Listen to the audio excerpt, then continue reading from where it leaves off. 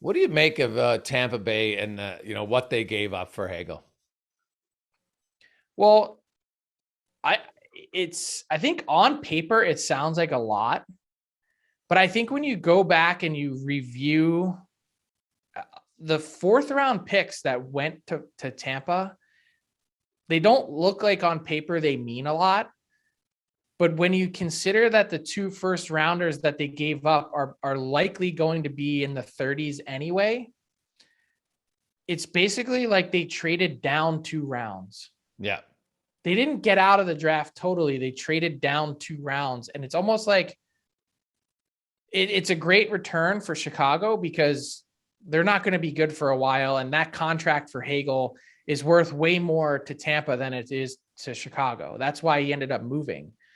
But the two fourth round picks kind of stuck with me. Like, this isn't really as big of a price as it may seem. It was like trading 2/4 for 2 seconds. Yeah, well, I think two things, because I know you'd asked me if I was Chicago. I said I'm not trading Hagel unless I'm getting enough back to make it worthwhile. And so I think for Chicago that made it worthwhile. There's two first rounders now for this trade to work out for Chicago. Your scouts got to do their job. This is where you're putting your trust in your scouts, because first round picks on paper, there's still people hear first round pick and they get excited, right? They think Ovechkin and they think the top end guys. And sure, hey, there's Corey Perry's that could be taken late in the first round. Let's make no mistake about it. But there can be lots of misses. So those picks and that trade, it could look in the future very good for Chicago, but it's going to rest on their drafting development, no question. Otherwise, it's just we got quantity, we didn't get quality. Once you get past 7th overall, it's like really a roll of the dice. That's like traditionally the cutoff. Like, in the top 7, you're getting pretty much a bona fide guaranteed NHL player. There's a lot of guys. The draft is littered with guys in the teens and 20s that never played.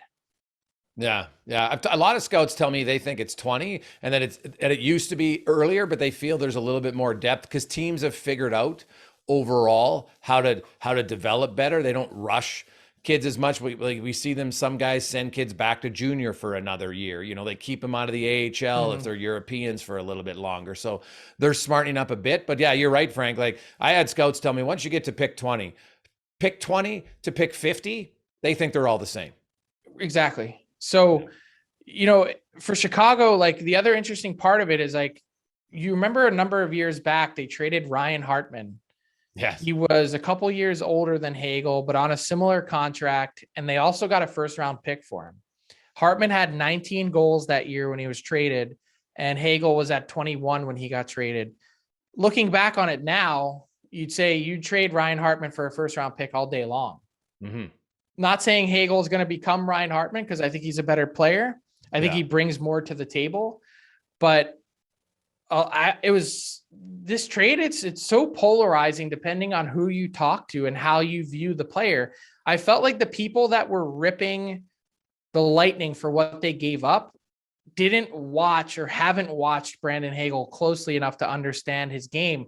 Like, anyone that had commentary about, oh, well, his shooting percentage is 22%, you don't watch.